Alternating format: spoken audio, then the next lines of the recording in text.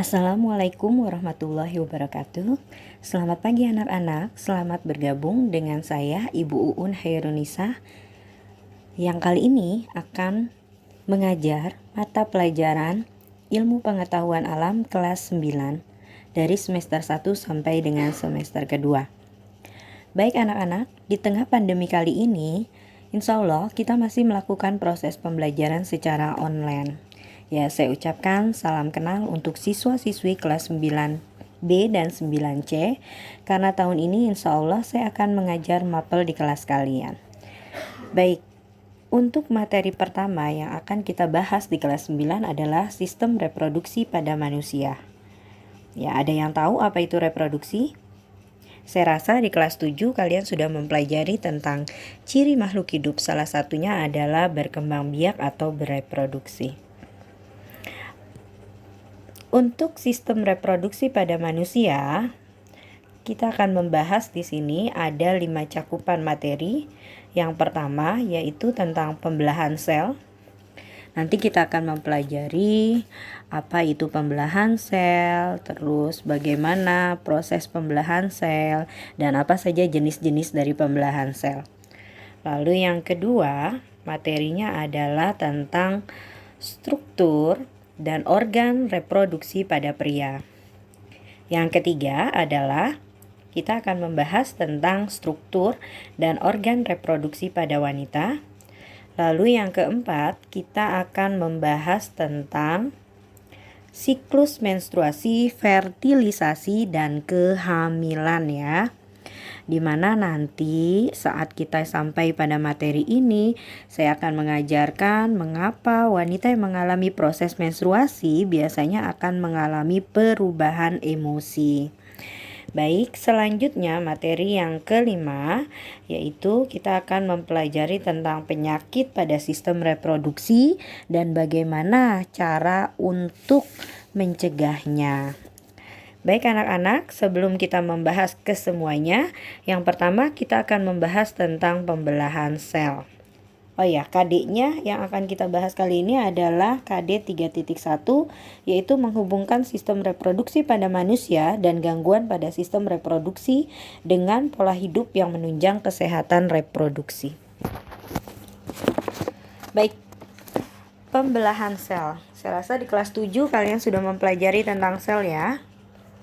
Sel merupakan bagian terkecil dari tubuh kita yang menyusun tubuh kita ya. Pada hierarki organisme kehidupan, biasanya sebelum membentuk organisme atau individu, ini kita tersusun yang pertama dari sel. Lalu sel nantinya akan membentuk yang kita sebut dengan nama ya. Di sini adalah jaringan, lalu jaringan akan membentuk organ akan membentuk sistem organ, dan baru akan membentuk yang namanya organisme.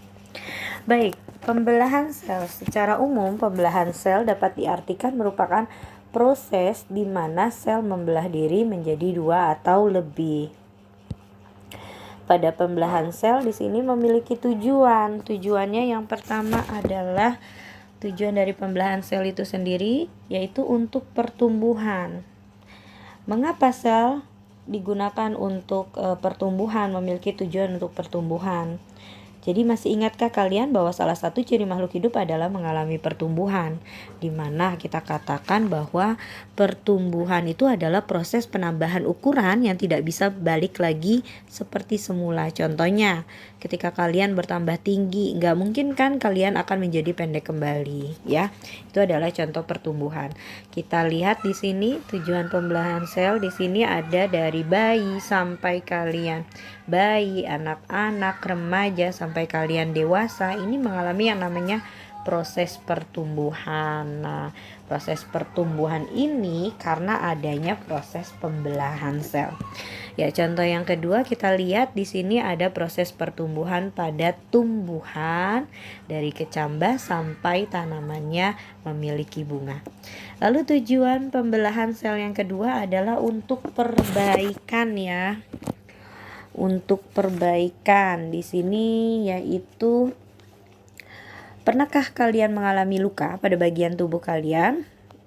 Nah, apakah setelah beberapa lama bagian tubuh yang luka tersebut dapat menutup seperti semula? Ya, benar. Jadi luka pada tubuh kalian biasanya akan menutup lagi seperti semula. Sebenarnya pada bagian tubuh yang mengalami luka tersebut ini terjadi yang namanya kerusakan jaringan. Nah, perbaikan jaringan yang rusak pada tubuh tersebut adalah hasil dari proses pembelahan sel juga. Kita lihat di sini ya, contohnya misalkan kaki kalian terluka di sini. Nantinya luka ini akan menutup ya, akan menutup dengan sendirinya karena adanya proses pembelahan sel. Selanjutnya, tujuan yang ketiga adalah untuk reproduksi. Ini alasan terakhir mengapa sel mengalami pembelahan ya. Reproduksi atau perkembangbiakan adalah ciri lain dari makhluk hidup, di mana pada proses reproduksi seksual ini diperlukan yang namanya sel kelamin untuk membentuk individu baru atau anakan. Nah, proses pembentukan sel kelamin ini biasanya dilakukan dengan cara proses pembelahan sel. Jadi seorang ibu bisa mengandung ini karena adanya sel kelamin ya, yang dihasilkan dari sel kelamin jantan atau sperma dan sel kelamin betina atau kita sebut dengan nama ovum. Baik, kita lanjutkan. Selanjutnya, pembelahan sel dibedakan menjadi dua. Yang pertama adalah pembelahan mitosis. Lalu yang kedua kita kenal dengan pembelahan meiosis ya. Pada pembelahan mitosis biasanya akan menghasilkan 2 sel anakan. Sedangkan pada pembelahan mitosis ini akan menghasilkan 4 sel anakan yang baru ya. Lalu yang kedua, pembelahan mitosis biasanya akan memiliki sel anak yang identik atau sama dengan sel induknya.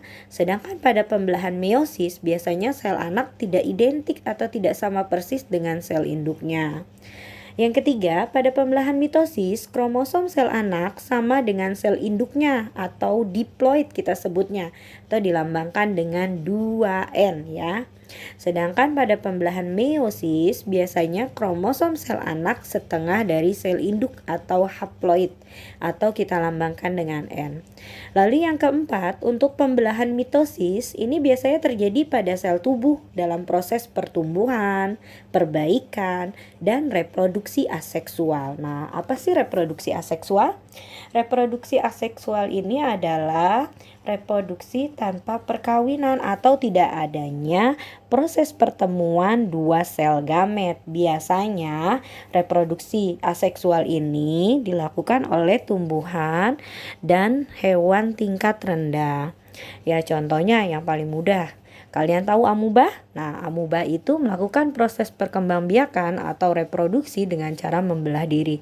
Atau contoh lainnya misalkan tanaman pisang biasanya melakukan proses perkembangbiakan atau reproduksi dengan bertunas tanpa melalui proses fertilisasi. Nah, kalau untuk pada pembelahan meiosis biasanya terjadi pada sel kelamin atau sel gamet. Biasanya di sini dalam proses reproduksi seksual atau reproduksi secara kawin ya, atau adanya fertilisasi atau pembuahan.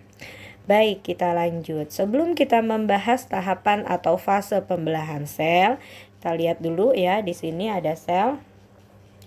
Jadi sel itu dia memiliki yang kita sebut dengan nama membran sel, di mana membran sel ini dia ini mencakup semua bagian-bagian atau organela-organela sel ya. Di dalamnya ada inti sel ini yang kita katakan sebagai inti sel.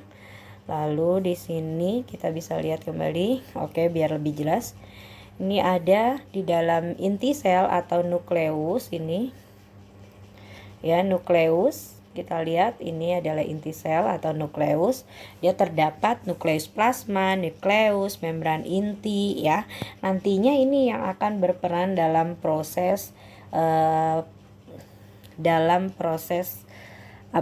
proses pembelahan sel ya. Selain itu juga, selain nukleus, nanti yang akan berperan dalam proses pembelahan sel itu adalah kita sebut dengan sentromer, atau di sini juga ada sitoplasma juga ikut berperan dalam proses pembelahan sel.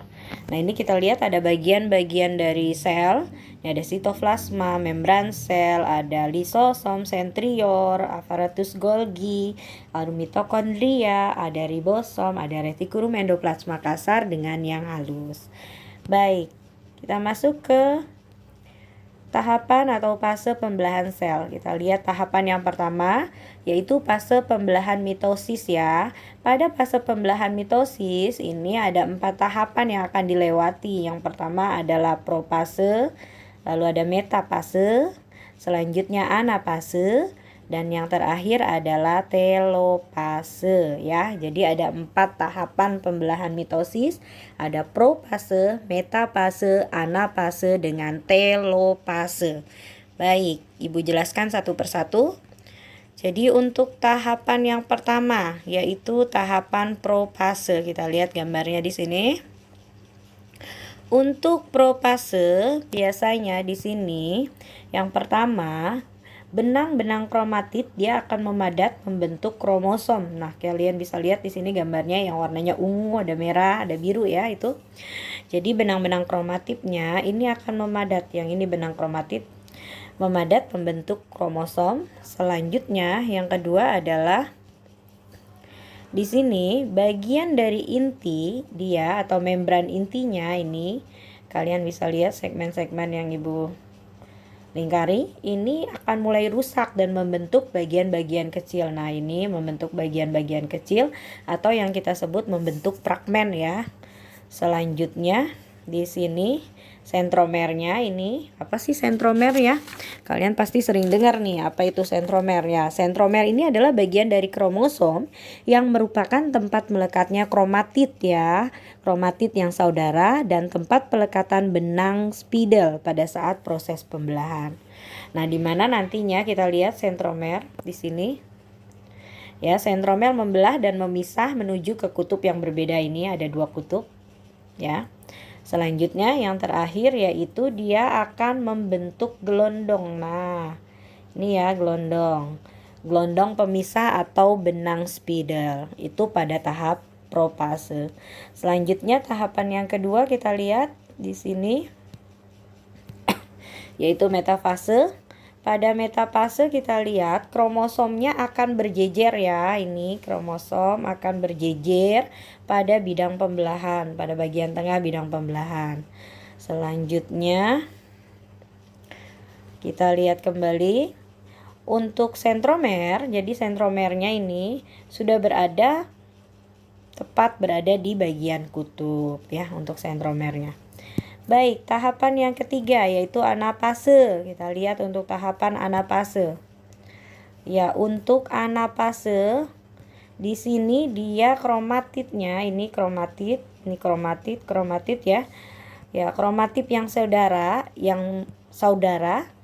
atau yang sama dari setiap pasangan dia akan memisah menuju ke kutub yang berbeda. Lihat. Ini. Jadi berada pada kutub yang berbeda. Lalu tahapan yang terakhir adalah kita lihat tahapan telofase. Ya, untuk tahapan yang paling akhir telofase, kalian bisa perhatikan di sini membran intinya mulai bergabung. Ini membran inti mulai bergabung. Selanjutnya kromosomnya mulai meregang kembali ya. Tadinya dia memadat, sekarang meregang. Selanjutnya akan terbentuk cincin-cincin pembelahan pada bagian tengah ya. Nantinya akan dihasilkan 2 sel anakan ya. Nah, di sini 2 sel anakan ini sifatnya masih diploid atau 2N. Selanjutnya untuk fase pembelahan meiosis. Untuk fase pembelahan meiosis kita lihat di sini dia ada meiosis pertama, ada meiosis kedua dan ada meiosis pertama dengan meiosis kedua, maaf. Jadi meiosis pertama itu terdiri dari profase 1, metafase 1, anafase 1 dengan telofase pertama. Ini sama urutannya seperti mitosis ya tadi, pembelahan mitosis. Nah, di sini pada tahapan meiosis pertama, pada tahap akhir dari pembelahan meiosis pertama, ini akan terjadi yang namanya sitokinesis atau pembelahan sitoplasma ya, sehingga nantinya akan terbentuk 2 sel anakan yang bersifat haploid. Lalu selanjutnya adalah meiosis kedua. Meiosis kedua ini juga ada 4 tahapan. Ada profase 2, metafase 2, anafase 2 dengan telofase 2. Nah, pada meiosis kedua di sini nantinya akan dihasilkan 4 sel anakan, ini 1 2 3 4 ya. Jadi ada 4 sel anakan yang dihasilkan yang nantinya memiliki sifat yang haploid atau N ya, dimilikinya itu sifatnya haploid atau N. Karena dia bersifat haploid, maka pembelahannya dikatakan sebagai pembelahan reduksi. Baik, itu untuk fase pembelahan meiosis. Kita lanjut ya. Untuk fase pembelahan meiosis kita lihat kembali gambarnya. Ya. Jadi di sini ada profase pertama, kita bisa lihat kromatidnya yang sesaudara, yang sama, akan mengalami pindah silang ya. Lalu gelondongnya, ini gelondong pembelahannya mulai terbentuk, ini fase pertama. Lalu metafase yang pertama, ini. Jadi masing-masing kromosom berada pada bidang pembelahan, ini tadi sudah dibahas di mitosis. Lalu ada anafase pertama, kromosom yang homolognya mulai memisah pada kutub yang berbeda ya, yang berlawanan. Baru telofase pertama dia akan terbentuk lekukan untuk membagi nantinya menjadi 2. Selanjutnya pada profase kedua sudah dihasilkan yang namanya sel anakan yang sifatnya adalah haploid atau N ya. Nah, di sini kita lihat ada metafase kedua, ini juga sama, mulai berada pada bidang pembelahan. Selanjutnya anafase kedua, kromatid yang bersaudara ini akan memisahkan diri. Dan pada telofase yang kedua, ini sel anakan akan bersifat haploid atau N, akan dihasilkan 4 sel anakan yang haploid atau N, dan ini mulai terbentuk yang namanya fragmen membran inti. Baik, demikianlah penjelasan tentang pembelahan sel, mudah-mudahan kalian dapat mengerti. Nah, untuk pertemuan selanjutnya insya Allah kita akan mempelajari tentang struktur dan fungsi dari organ reproduksi pria ya. Baik anak-anak, semoga hari kalian menyenangkan. Terima kasih. Assalamualaikum warahmatullahi wabarakatuh.